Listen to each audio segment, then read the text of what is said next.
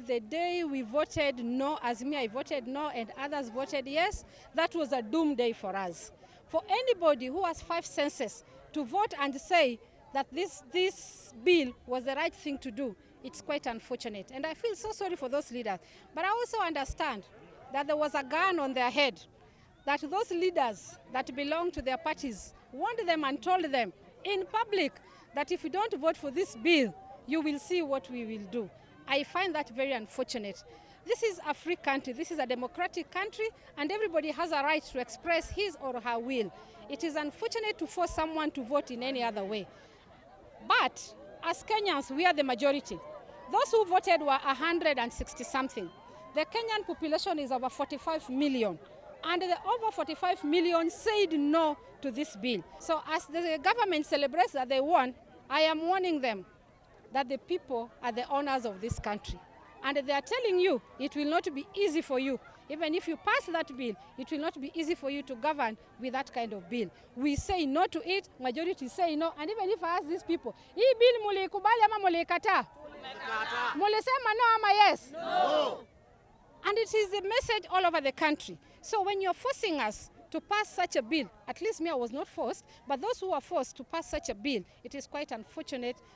Where we have reached as a country, from the single-party era to multi-party era, it is unfortunate that a leader can still be forced to do something that the leader doesn't feel right.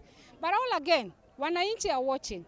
Those who voted yes, wananchi waliwaona na wanawangoja, siku yenu inakuja na mutakutana kwa debe na wananchi. I guarantee you, all of you who voted yes are going home. Because you have voted against wananchi who voted for you to go and look into their issues. You start looking into your issues, which is your stomach. It is quite unfortunate as a country, but we are going to fight. The fight is still on. Budget, because that budget does not reflect what wananchi want. So that is a personal document, belong to 2, 3, 4 people. I have no comment about a budget that I was not involved. Involvement means you come for public participation. You ask these people, we are going to tax this and tax that and tax in this way. Do you agree or you disagree? They never did that. So you cannot tell me that is a Kenyan budget. That is a personal budget. That is a Kenya Kwanza budget. That is not a Kenya budget. It's a Kenya Kwanza budget. So I have completely no comment because I did not even listen to the budget. We as Azimio, we walked out of that budget because we do not believe in that budget. That budget is exaggerated, and the things that matter most to wananchi were left out. They measured on minus and left measures out. So I completely have no positive attitude towards that budget. The health sector, they did not do what wananchi want. The measures are taxing wananchi. If wananchi are saying, you see, the number one aspect of that budget should have been taxation. Because everything that government does, the money comes from taxation. That tax comes from me, you, her, him, and all wananchi. Now, you first have to agree with wananchi. Do you agree that if we put this tax high to this level, are you comfortable with it? And anybody who lives in Kenya know that the current situation in Kenya, the Kenyan people cannot afford it.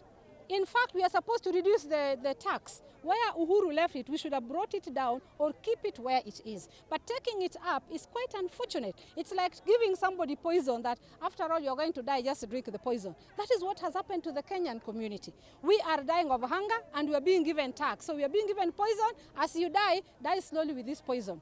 So it is unfortunate. The thing that matters most in a human life is food and health. Food is what we cannot afford today. You have seen I brought some little rice here. You have seen how these people have fought about this rice. It is because they are hungry. That is what they want us. Give your people food. And that's what I'm saying. I am telling the government, give your people food. After they have fed, now tell them they need a house and all those other things that you're talking about. Tell them you'll bring border that I don't know that operates with air. Those things that they're promising. But promise after your people are fed. Because if you don't have food, the next thing, your children are going to die because they don't have the strength. The older don't have the strength. So who are you going to tax if the people are dying?